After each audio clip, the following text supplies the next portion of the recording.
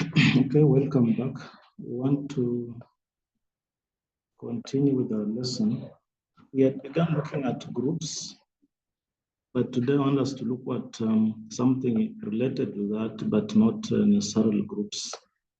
Another tool in cryptography, which is very important. So after this, we shall again go back to groups, then look at rings and so on. Let us look at the hash functions and how to hash messages and everything in cryptography.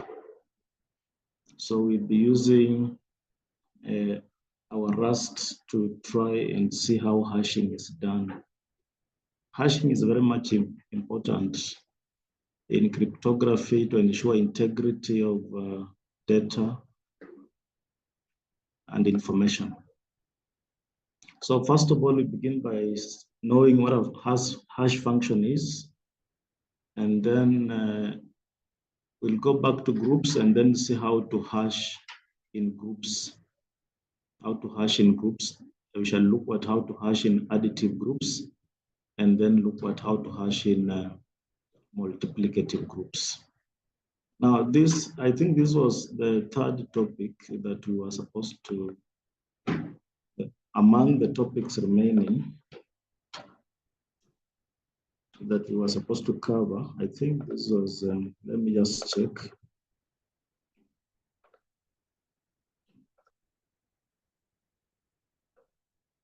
Yeah, this third, we are looking at these hash functions. So I look at hash 256. Of course, this topic, I'll not cover it as one topic just at once. I'll cover it different parts. For instance, today I'm looking at hash 256. Then later on, we may look at this RIPEMD 160. This is the hashing that is done in cryptocurrency, especially in Bitcoin. So they use this to hash their data. Then later on, we may look at digital signatures. And of course, I included this one here because digital signatures are normally hashed just to ensure authenticity, ensure that they are authentic. So they are normally hashed. And again, we shall look at homomorphic encryption, which again is normally hashed, and that is why it appears here. But it doesn't mean that this topic will be one topic. These are several topics, but put at the same point.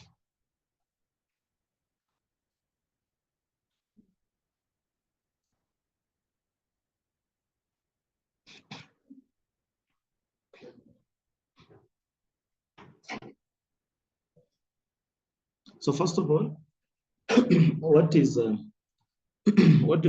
hash function? So that is what we're looking at. This is just a mathematical function that converts an arbitrary sized input into a fixed size input. So what this means is that you have big data, your big data or your big message, and you convert it to a smaller message. That's what this means.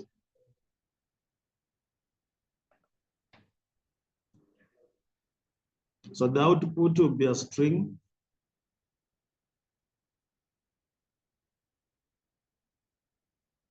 And this string will reflect the input. It will reflect the input. So what we are saying is, what normally happens is this is just a function. You have a big data, and then this big data, you map it to a small data. That's what we call hashing. Is that okay? Yes, so you have a big, so I've given a definition of hash function. The definition is here, and I'm using the binary numbers. So this is very big. This is a very big an arbitrary message or data, and then I map it to some finite data. Is that okay? And that's what we call hashing. And I'll explain what this one means what in fact I've explained down below. I've said this with a star represents all binary strings of arbitrary length. And this one represents a set of all binary strings that have some exact length. Let me just show an example. Let me just show an example before we proceed. What I mean by these two. Now, supposing I have this binary. Supposing I have these binaries. This is an alphabet. Supposing I have this alphabet. Now, so if I raise it to 0, I get a string, and the string that I get is a string of 0 length, a string of 0 length, and we abbreviate it by epsilon. Is that okay? A string of 0 length. So if I raise it to 1, if I raise this to 1, I get a string of length 1. A string of length 1. So this is what I get. This is a string of length 1. So what I mean is, this is a string, length is 1, and this is another string, length is 1. Is that okay? Length is 1. Now, so you can raise it to 2. I'm just explaining what this means. Just explain what this means. You can raise this to 2. If you raise it to 2, and this is an alphabet. So if you raise it to 2, what you get is just what we did earlier in primary. If you have this, you just like multiplying it with that. And when that happens, you get 0, 0. And when that happens again, you get 0, 1. And this one you will have 1, 0. And that will have 1, 1. So this is a string of length 2. So you can see this, the length here is 2. The length there is 2, the length is 2, the length is 2, and so on. So K here, this K just is giving us the bits. That is, those are the bits. The bits, for instance, you can say this bit here is 2. The length, bit is just a length. Is that okay? Bit, when we talk of bits, we just mean the length. So K is the length. So it can even be 3. So if we have it to be 3, let me just show up to there, and then I stop there with this example. If I have this alphabet and raise it to 3, what I get to be just like multiplying this one by you see, I already have when the length is 2. So if I multiply this one, for instance, by 0, 1, if I multiply by 0, 1, or it's easier if I multiply 0, 1 on the left side. So 0 with all this, I would get 0, 0, 0. So what I'm getting now is a strings of length 3. Strings of length 3, 0, and that will be 0, 0, 1. And then 0 with that will be 0, 1, 0. And then 0 with that will be 0, 1, 1. And then now 1 with those, so we have 1, 0, 0. 1 with that, I have 1, 0, 1. 1 with that, I have 1, 1, 0, and so on. So when K is 3, that is what I have. When K is 3. So K, that's why I said K represents a set of all binary strings that have length exactly 3 bits. Have exactly length of 3 bits. What about when I talk of with a star, when I talk of 1, 0 with a star there? So this is definitely a combination of what I've just been doing. When you combine all of them, when you combine 0, 1 raised to 1, union 0, 1 raised to 2, and so on, 0, 1 raised to 3, and so on. When you combine all of them, that's what we call that. So this is a set of all the strings. It's a set of all the strings. I was just explaining that as a by the way, so we need to come back to the definition of hash function. And we just said a hash function will be a mathematical function that will be mapping data of arbitrary length to data of some specified length. Arbitrary length. So you're taking a very big message or data and mapping it to some data that is of some definite length. So that's what we call the hash function. So, for instance, if you are to, for example, you want to sign what we call a digital signatures, what then happens is that you have a message. You have a message, and this message you append to it a hash function, and it's this hash function that is then signed.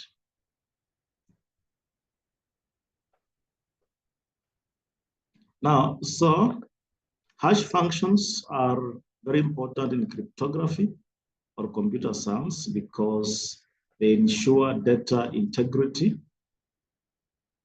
In the process of converting very big message to a small size output, you ensure that ensures that integrity is preserved. The integrity of your data and message is preserved. Now, where are they applied? Where is the knowledge of hash functions applied? And of course, we shall look at some of these applications as we proceed. It's applied in one, data verification. Data verification, we just want to verify that the data you have, that you've been sent, that you've obtained, somebody sent you data. You want to verify that this data that you are sent is the exact one. Is that okay? So when this person sends you data, this person has also to accompany that data by the hash function for this data. So when you receive this data, you download the hash function and then compare the hash function that you have for the data you've downloaded with the one that you received, so that you can now verify if the hash functions are the same. If the hash function that you received is the same as the one you were sent earlier, then it means that you verified that the message you have is the real one. It was not tampered by anybody along the way. Now, so it's also used in digital signatures, and of course we shall see that is used in cryptographic protocols and also in blockchain technology. Now, before we go into it, I just want to just define some symbol that I will be using. Now, supposing that I have this, we've already said that this is an alphabet. Alphabet, these are just symbols. That's what I mean by alphabet. These are symbols. Is that okay? They're just symbols that we want to use. So we call them alphabets. Now, supposing this is the alphabet and the B is a member of this alphabet.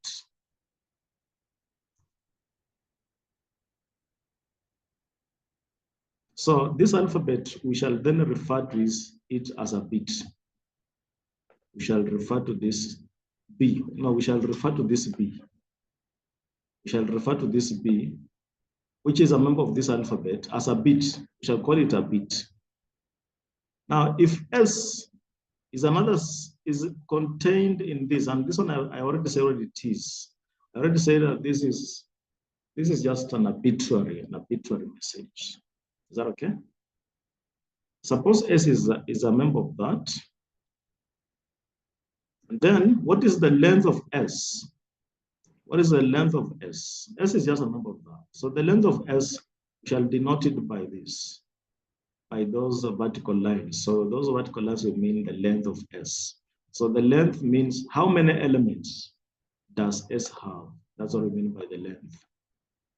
So if the length of S is K, then we shall write it that way. We shall write it shall write it that the length of S is K.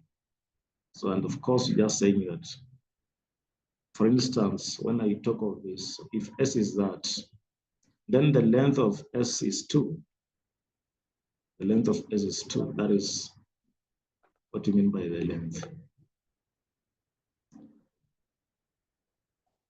Now, what about if S has no elements? If S has no elements, we shall say it's empty. And so we shall use this symbol to mean that it's an empty binary string. If it's empty, then I'll use that symbol. Now, what about if it's not empty and supposing it has these elements? Supposing it has B1, B2, Bk.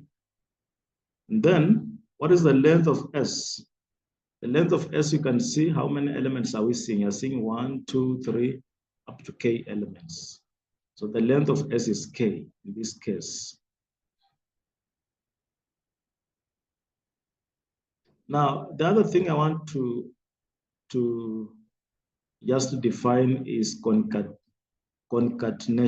Concatenation, what that means is that you have two strings and then you attach one after the other. Is that okay? Supposing, for instance, this is S and this is S prime. The concatenation of SS prime, which we denote as this, means that you write the elements of S followed by the elements of S prime. And that's what you see. So the elements of S are this, then followed by the elements of S prime. And that's what we call concatenation. If you have two strings and you want to do concatenation, it means add those two strings. And how do we add? We just write the first one and then followed by the second one. So those are the symbols I wanted us to know, because along the way we may want to use them. Now back to hash functions. What are the properties of hash function? Of course, we've already said what a hash function is. We've said that these are functions that maps elements of an arbitrary string to elements of a smaller size, a string of a smaller size. So what are therefore the properties? Now, for this hash function to be secure, then it must fulfill the following properties. The first property is that the hash function must be deterministic.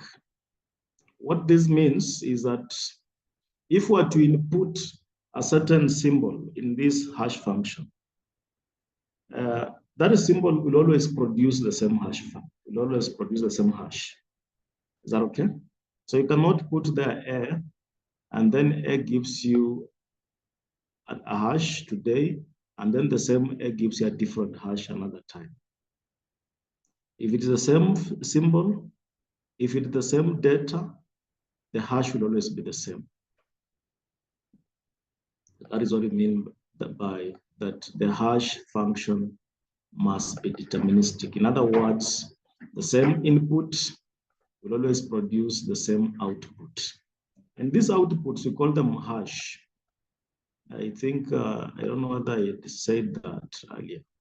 I had said the output. When you put, after the input, what comes out? What comes out, we call it hash. I think I had explained it somewhere here. It's called hash value, or it can call digest, or you can call it checksum. That is the output, what comes out of the hash function. So it's, if you see digest and or you see hash value, or just hash, it means the same thing. That's what comes out of the hash function. Now, so we're looking at the properties of the hash function. And we say that the first hash property is that it must be deterministic, that if you are to input, some value, that value would always produce the same hash. Now, very important is the second property. The second property is very important, is called pre-image. resistance. Pre-image resistance. What pre-image resistance means is that if you're to input some data into the hash, and then it gives you the output, it's not easy to work from the output and get back what was the input. Is that okay? That's what we mean by pre-image resistance. That if you have the output, you cannot know what the input was. You can never know what the input was. And that is very important, especially in securing of things like password online, for instance. You see, passwords online are kept in form of hash. For instance, you want to input your password. So what the system does, is that you input your password, the system hashes it. Is that okay? Without knowing what your input is. So you just input, and then the system passes this into a hash function. And so what is stored as your password is the hashed password. Is that okay? So that is important because the system cannot even know what your password was. The system cannot even know what your real password was. The only thing that it knows is the hashed password. So every time you go to input your password, that password is again hashed. Is that okay? Then once it's hashed, it's compared to what you had already stored, what was already stored as the hashed password. And that is when now the system can tell that you are the owner. You are the owner of that password.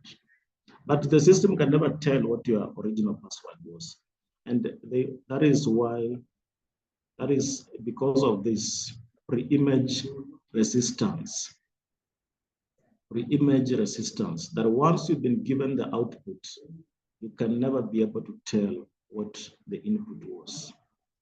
So that is what I've said. Given a hash output, it should be computationally infeasible to find the original input, i.e., it's hard to invert.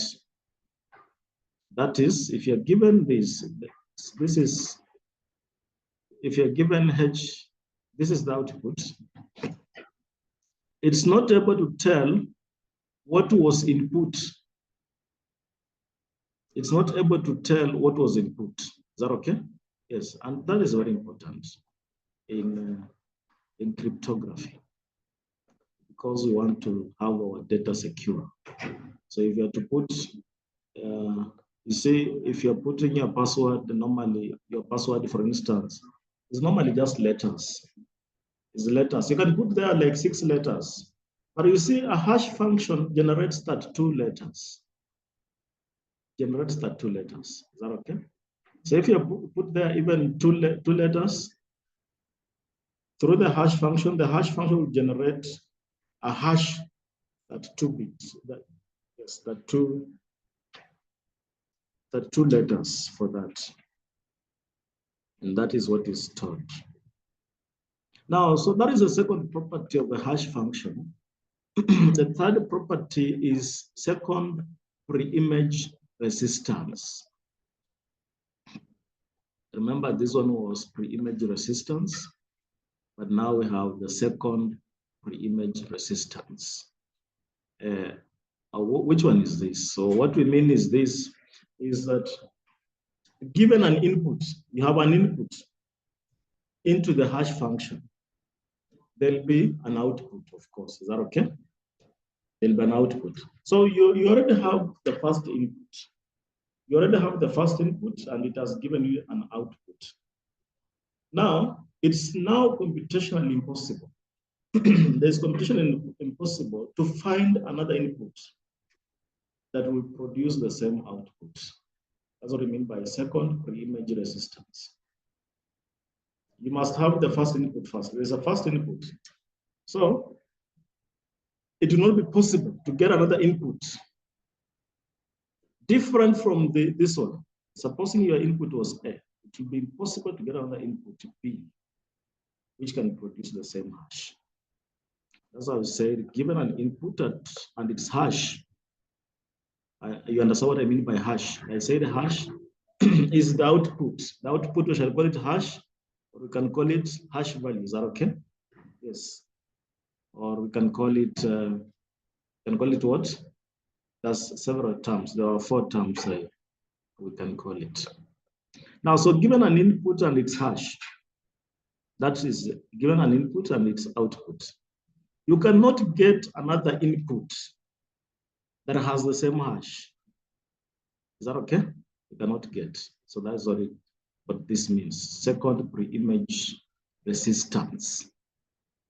And I've given a mathematical example. I've said that is for a given input. So if this M is the input, it's impossible to obtain another input. It's impossible to get another input such that the hashes will be the same, such that the hash of the first input and the hash of the second input is the same. It's not possible. It's not possible. I'm emphasizing this so that we get to know the difference between this and the one that I'm just about to explain, the second one, the third one. No, not the third, the fourth, because we looked at first, second, and third. So this third and the fourth, we need to get clear distinction between them. The fourth is collision resistance. So I was emphasizing so that we get to know the difference between second pre-image resistance and collision resistance. These two are not the same.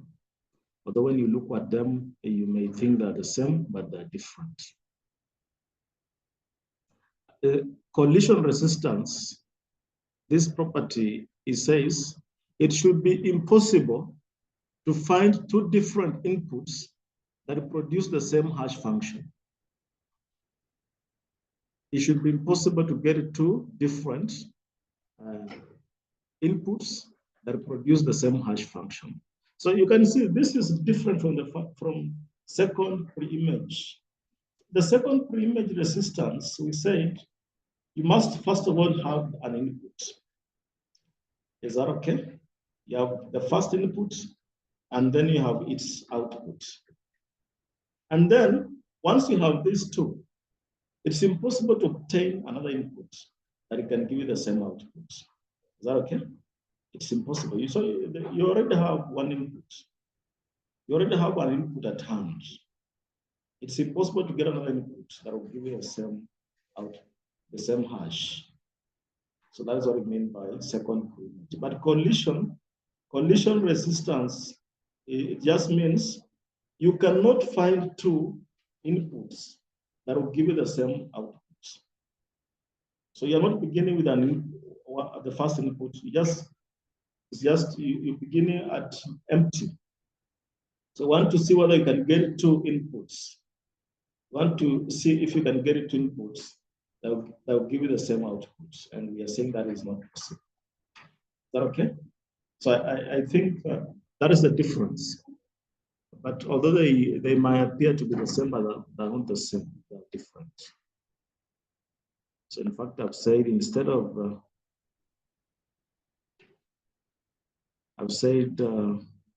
unlike the second pre-image resistance, you don't start with a given input in the collision resistance. You're not beginning with some input. Is that okay? Just begin from the scratch, and you're looking to see whether you can get 2 inputs that will give you the same output. That's what we call collision resistance. So that is not possible. Now, a very important property is the avalanche effect. And this is the last property. And this is very important, is that if a small change to the input will produce a different output. And that is how you tell if the message you have is the one you are sent. Because the person who is sending you this message sends you with its hash, sends you with its hash. So if this message along the way, somebody attacked it and it did some changes, even a smaller change, you'll be able to tell that this is not the original message. Because the message you have, if it was attacked and tampered with, would they produce a different hash? Produce a different hash, and therefore you can tell. So that is the avalanche effect. That a small change in the input would produce a different, very different output. And we will see when we go to the Rust program, we will see if you have an input and try to do some smaller change, even with a full stop, and you will see that what you will have as the hash will be very different. Now, so just to go through some different types of cryptographic hash functions so that you get to know them. And then we look what, I'll look what two. I'll look what two in using Rust. We shall look what two, but you can do Rust for any of them, then do Rust program for any of them. The first one is a message digest 5. Message digest 5, normally abbreviated as MD5.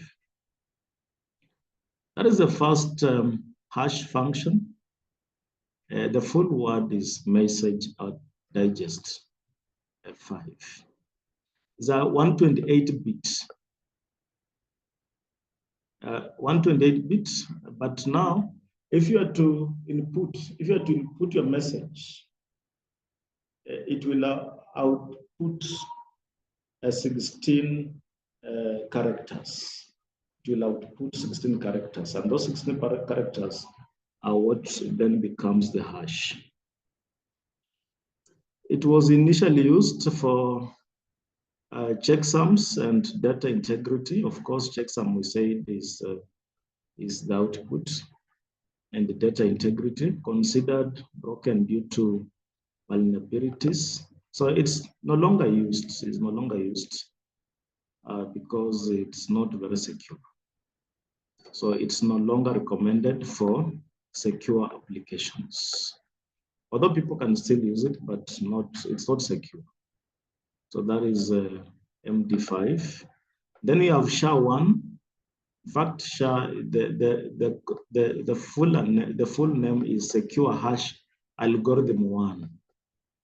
Secure Hash Algorithm 1, but the abbreviation is SHA-1. Now, this is a 160-bit. So if you are to input your message, the hash would comprise of 20 characters. What will come out will be 20 characters. Is that okay? Now, this one is used in various applications like TLC certificates, code signing, and more. But just as the MD5, it's not recommended for secure algorithms. So it should be avoided also. It should be avoided because it's vulnerable to attack, can easily be attacked, and so it's not very secure.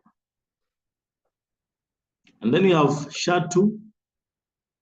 SHA-2, and SHA-2 has various variants. We have SHA-226. So this is two. The first two, not necessarily the first two, but the variants will be this. The variants will be 224, SHA-256, and this is the one I look at. I look at SHA-256. And then you can look at the rest. You can try to come up with a code for the rest. We have this variant, SHA-384, SHA-5. I think I should also look at this, SHA-5 and so on. And then we have this combination. We have SHA-224. These are the variants of SHA-2. SHA-2, the full name is Secure Hash Algorithm 2. secure hash algorithm 2, are the various variants for this. The various variants, and SHA-256 is commonly used, and that is why I say I would then look at it because it's commonly used, unlike the rest. Now, SHA-2 is widely used in secure applications. In secure applications like digital signatures, certificates, and hashing passwords.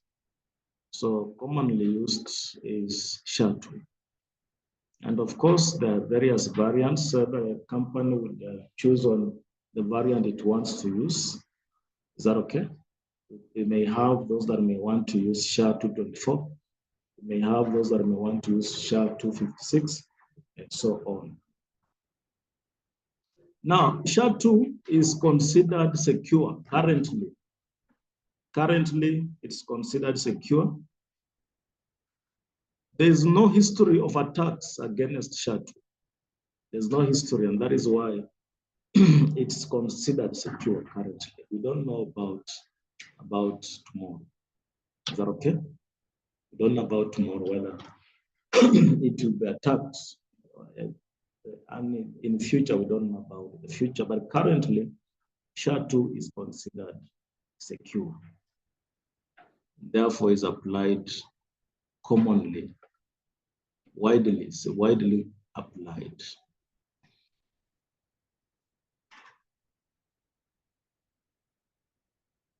We also have SHA-3 with the following variants.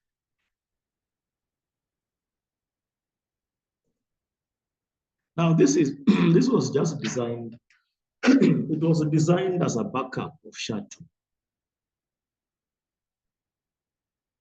It was designed as just a backup of SHA-2, slightly different from SHA-2, and is also resistant to theoretical weaknesses. It's resistant. So it's highly secure. It's highly secure and therefore suitable for modern cryptographic needs. Although it's highly secure, I've said SHA-2 is more widely used. Is that okay? And that would be maybe because it was discovered earlier. Maybe that is a reason as to why it's widely used.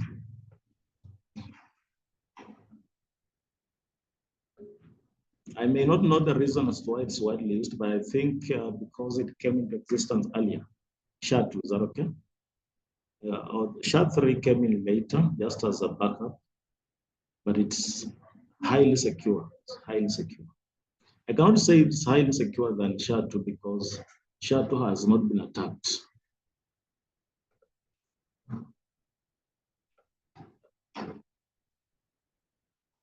Then we have the black 2 is another hash. The variants include black 2B. Black 2B is a 64-bit. And then the other variant is black 2S, which is an 8 or 232-bit.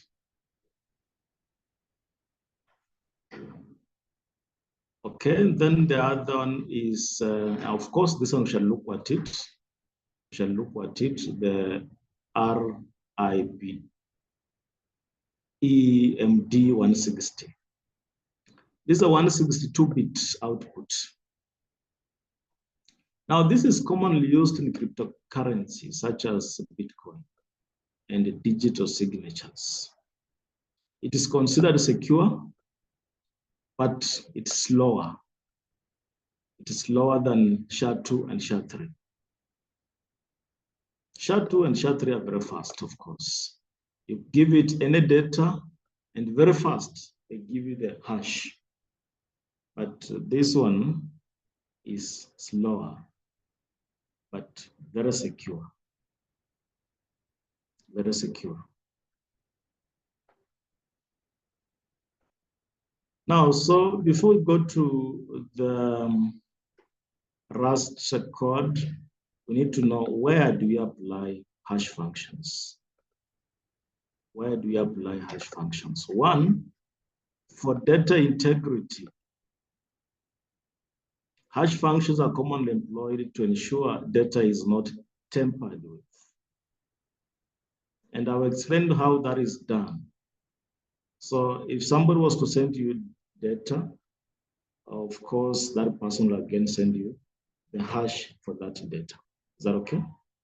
So then, once you get this data, you may want to get its hash through the hash function. Is that okay? Get its hash. The data has come to you. Just take it and then find its hash. Compare the hash that you now have with the one you were sent. If the two are different, then it means your data was tampered with along the way. But if they're the same, then it means it was not. So the hash of the original data is compared to the hash of the received data. Even if the smallest alteration is made with the data, the hash changes. So if there was any small alteration on your data, the hash will not be the same as the one you are sent by the person that is sending you the data. So I've said here, for example, downloading a file and comparing the hash to the provided hash to ensure no corruption or tampering occurred. That's what you would do. Get the data, download it, and then after that, get its hash and compare with the hash you received earlier. Now, the other application where we again applied is in digital signatures. So hashes are used to digitally sign messages. A message's hash is encrypted with a private key. So what we encrypt is not the message. Is that okay? What we encrypt, if we were to send some message to somebody, you're not encrypting the message. You are encrypting the hash of the message. Is that okay? You remember the other time when you were trying to encrypt, we said, supposing you are to sign a document that is not hashed. It means the size of the signature will be the same size as the one of the message. Is that okay? But you want the signature to be smaller. You want the signature to be smaller than the message. You don't want the sign that is covering the whole message. Is that okay? Signature that covers the whole message. So what then you do is that you hash. You have the hash. That hash is a very small, because you have all your name. Hashing, we said you are mapping the whole message to a very small, is that okay? Very small place. So you have a smaller place that then you sign. So that's why I'm saying that hashes are used to digital sign messages. A message's hash is encrypted. So the hash is the one that is encrypted with a private key, which the recipient can decrypt with a public key. Is that okay? Remember when you have the public keys are there. For instance, I want to send a message to her. She's the one that prepares. She's the one that prepares the keys. Is that okay? So she prepares a public key. She prepares a private key and so on. But now, supposing I want to send her a message, I also have my public key and private key, for instance. But if I want to send her my message, what I would then do with this message that I would have, because the only thing she has from me is the public key. The public key is open. Is that okay? And remember, the public key and the private key are inverses of one another. Is that okay?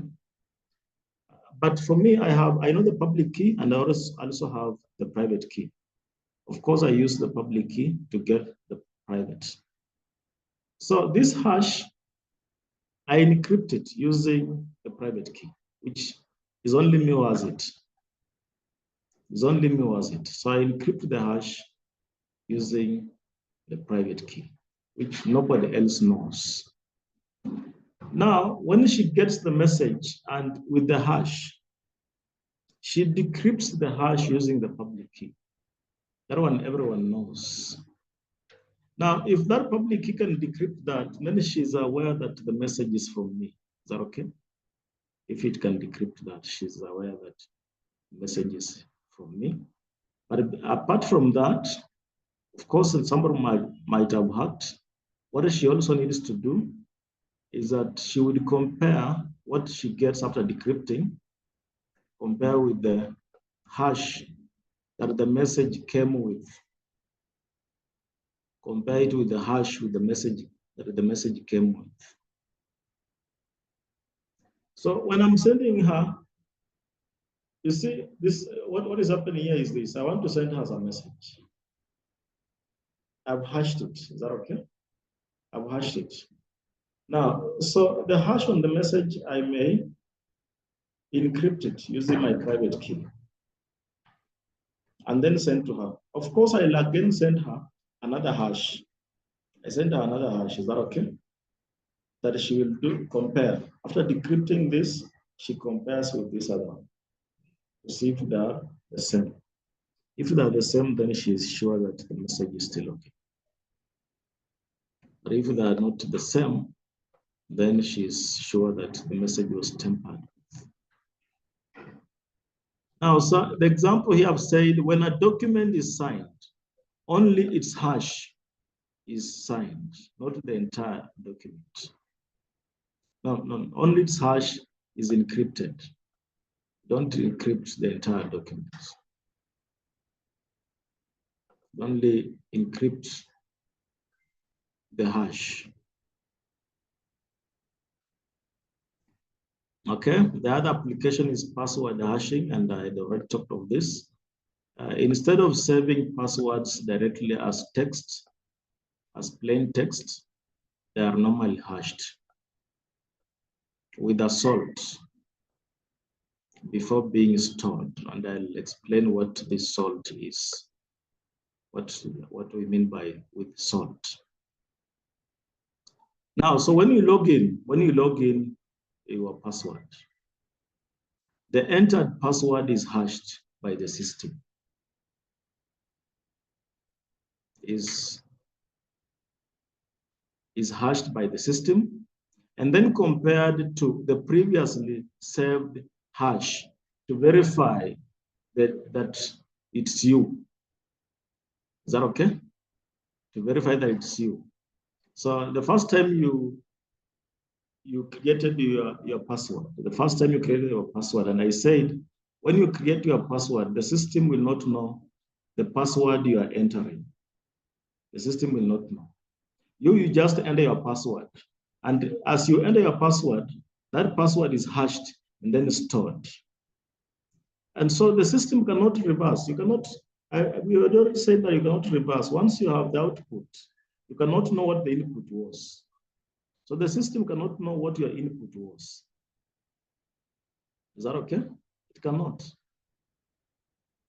And so that what that means, if anybody was to get your hashed password, that person cannot tell what the original password was. Because what the person has is the hashed one.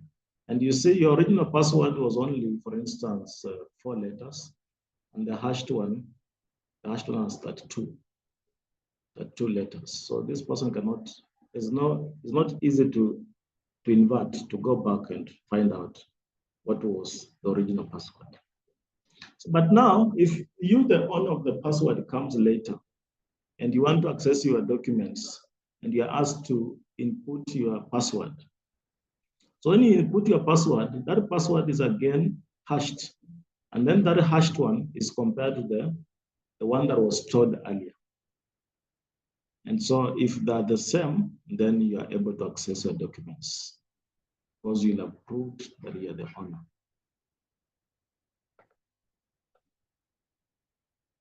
But if you change any small thing, you'll not be able to access your documents because that change will produce a different hash, which is different from the original one. The other application is blockchain and cryptocurrencies. So Bitcoin and other blockchain technology rely heavily on hash functions. So they are used to create blocks and validate transactions using proof of work procedures. Good. So when we come to that, we shall again see how that is done. Then lastly, the last application is message authentication codes, which we abbreviate as MSCs. So hash functions generate MSCs, which use a secret key to secure messages, validity, and integrity. That is if you are to send a message.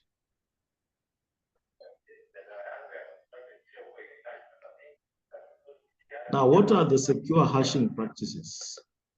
And I decided I'll come to explain what use of salt is. What are the secure hashing practices? The first secure hashing practice is use of salt. So what does that mean? I said, okay, somebody wrote some is that you can delete that.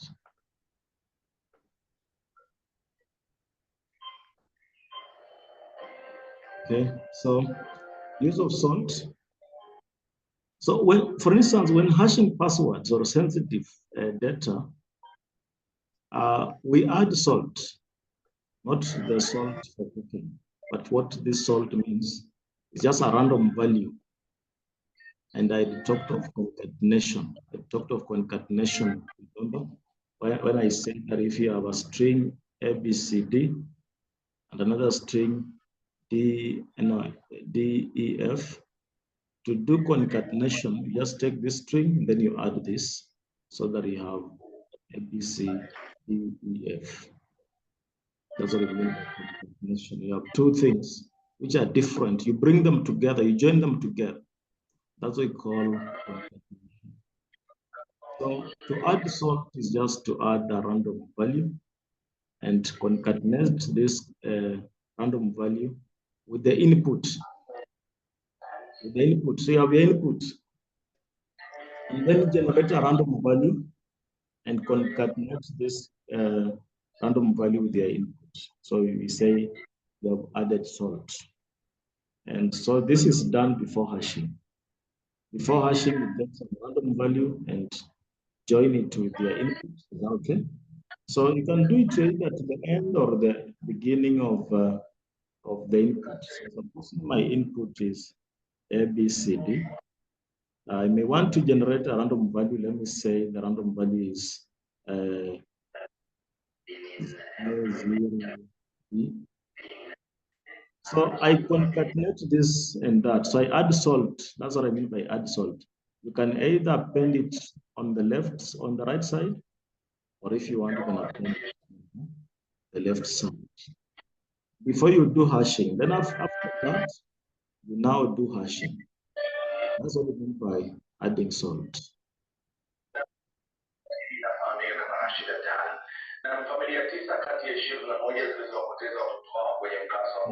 Yes, you have your hand raised. Can you repeat the curing hashing practices, the use of salt? Yes, I don't know what Meshach to say. Yes, Meshach?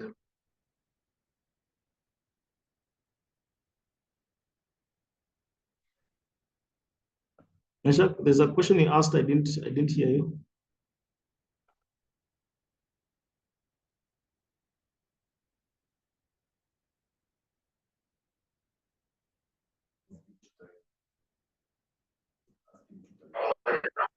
Okay, Mesha, can you type your question? The use of salt, I want you to repeat explaining it. Okay.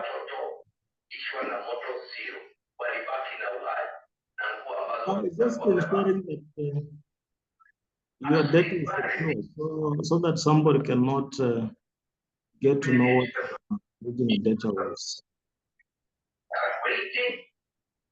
Okay. Mute again.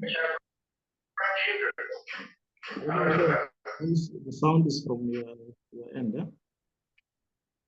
Yes. So you add salt just to ensure that just trying to ensure that your data is more secure, so that as you hash salt together with your input, so that makes it just increasing the level of security to your data.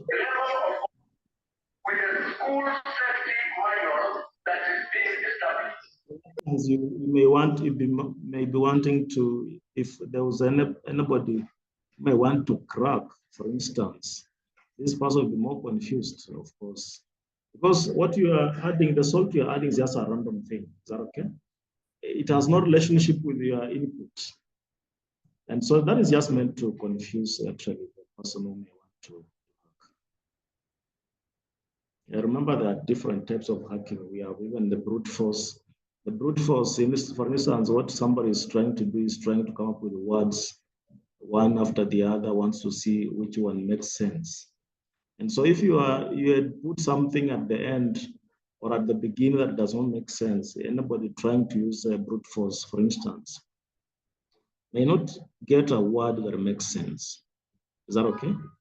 So this person is not able to then hack.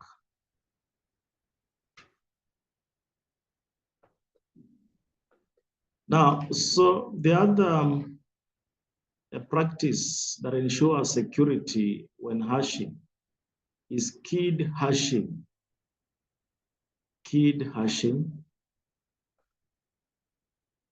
So here, what we mean is that okay, we also call it hash-based message authentication code. Now, so here you combine the secret key with the hash function. For instance, SHA-2. Combine the secret key with the hash function, for instance, SHA-2, and then this will provide security, integrity, and authenticity of the message. And then there's this also iterative hashing. You could use any of this. Of course, next I think I'll look at this. I'll look at this so that you know what they are. So when hashing passwords, what I mean by this is that when hashing passwords, it's common to use key derivation functions. Key derivation functions such as this. These are key derivation functions. So they'll be giving you keys. They derive keys. And so they perform many iterations of hashing to make brute force attacks more difficult. So this is just to ensure that brute force attack is very difficult. In most cases, brute force attack, what people use most to try and attack. So somebody, for instance, wants to try and generate all keys and uses all keys and tries to see if this key can decrypt. If this key decrypts, what do I come up with? And sees whether what this person comes up with makes sense. If he doesn't, he goes to the next key and then tries to decrypt using that key and reads what he has decrypted. If that makes sense, then he is sure that that was the original message. But now, when you use this key generation functions, they make that very difficult because these ones, they just randomly generate a key. And so they have very many possibilities of keys they can generate, very many possibilities. So anybody wanting to use brute force may not want to attempt all those possibilities because there are so many. There are so many possibilities. This person may not have all the time to try all those possibilities. So that is how it makes then the brute force attack very difficult. Because nobody has all that time to try and go through all the possibilities, all the possible keys that these algorithms can generate. Now, so I just want to look at an example. I want to look at SHA-256 and then look at the code, how to write the code for SHA-256 and how to hash a message using SHA-256. And of course, you can write code for slowly. Using that, you can try and see how to write code for the other SHAs. You have SHA-3, we have other variants of SHA-2. Of course, we have SHA-1, and that one we say is not secure, and so on. Is that okay? But at your own time, you can try and see how to write code for the other SHAs. An example of cryptographically secure hash function is SHA-256, which is an abbreviation for secure hash algorithm, 256-bit, 256-bit, secure hash algorithm, 256-bit. That is why the abbreviation is SHA-256.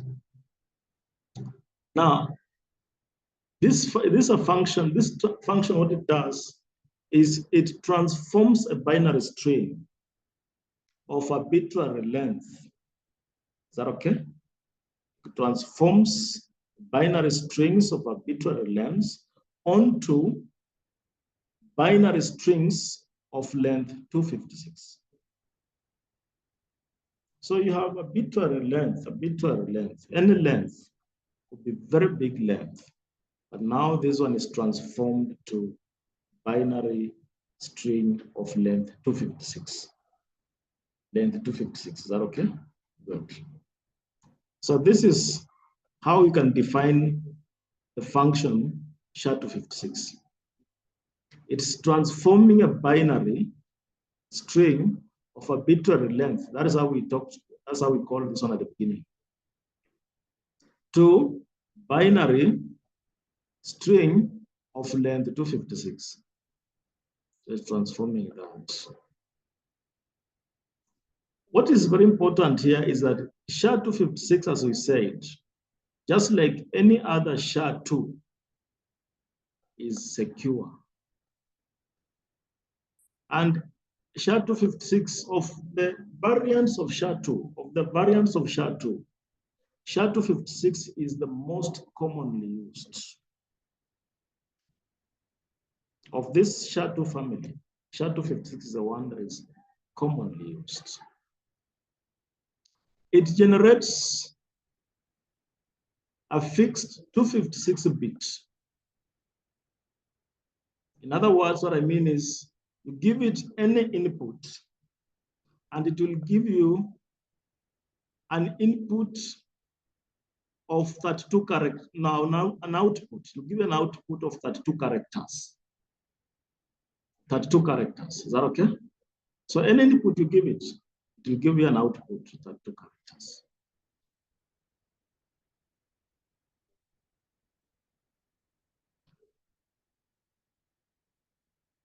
SHA-256. No, not 32 characters. It will be 64 characters. Not 32 characters. They give you 64 characters. And those 64 characters will be hexadecimal. Hexadecimal. We talked about hexadecimal earlier. And of course, we talked about how to convert binary numbers to hexadecimal or decimal numbers to hexadecimal. Is that okay? And vice versa. Earlier on, it talked about that. So what it does, you give it any input. It gives you 64 characters for that input. And those 64 characters are hexadecimal numbers.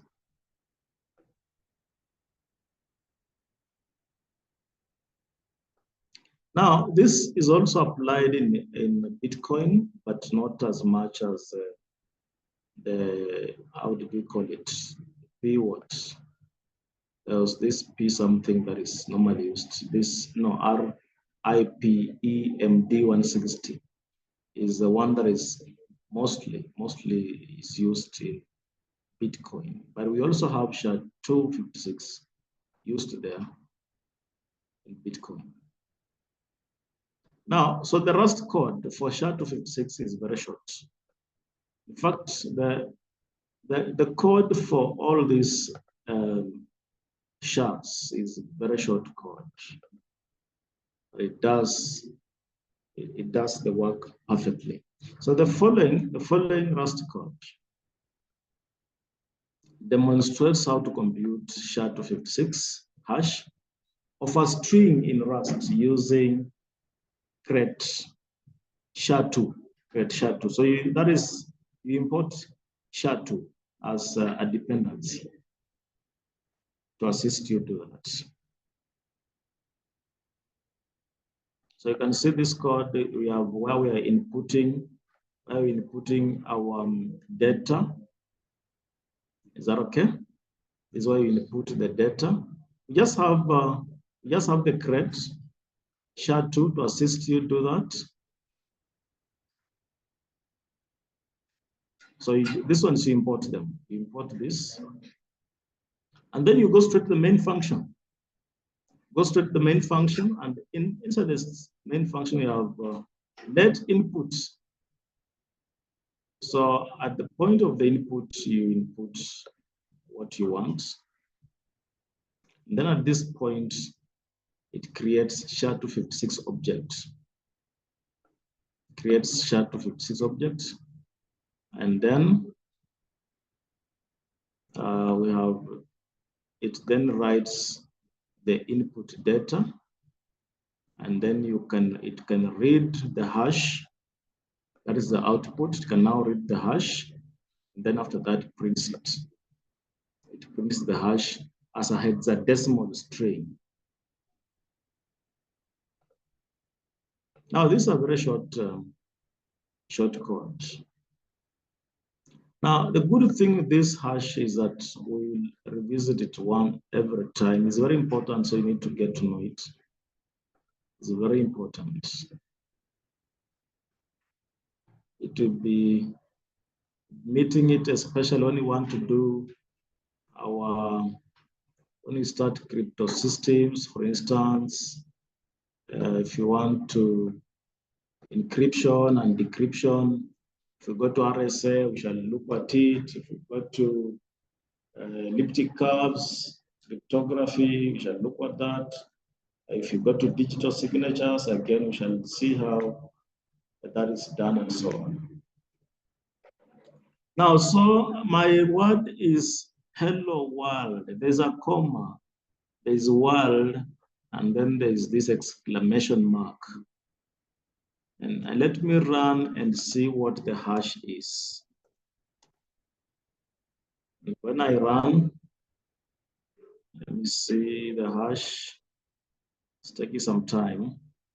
Okay, it has told me that hash 256 is this 64 letter. This 64 letter. When you count this, there will be 64. Is that okay? Good. Now, look at this. And we want to see a small change. We just want to change a small thing and see whether it will give us the same thing. Is that okay? This one has a comma. And look, let's just, because we may not remember the whole of it, let's just remember its beginning and remember its end. It has begun with the DFF. It has ended with the 6F. Is that okay? Let's remove the comma and see whether it will remain the same thing. That's why we said any small change to your message must give us a different thing. So you can then tell that it was tempered with by somebody along the way. If it was tempered with by somebody along the way, you should be able to tell. You see, removing a comma has produced a different hash. Is that okay? Yes, has produced a different hash. So you see, the person who sent you the message, send you the hash for that message. You get the message, you can also run the hash for that message. And if you discover that these two hashes do not match, it means the message you're now dealing with was attacked by somebody. Is that okay? And this somebody changed it. That person changed it. Now, so every time you input the output of the 64 letters. Let's just input the exclamation mark this time only and see what it will give us. So supposing that is a message we are getting, let's see what it then gives us.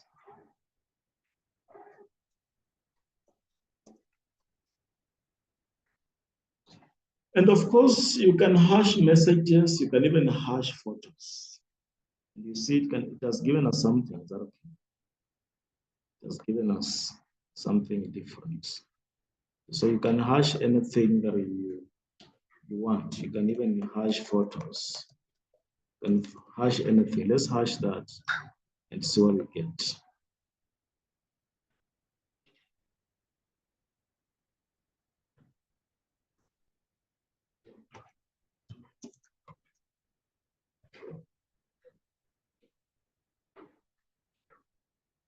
Every time you do the hashing, you get 64 characters.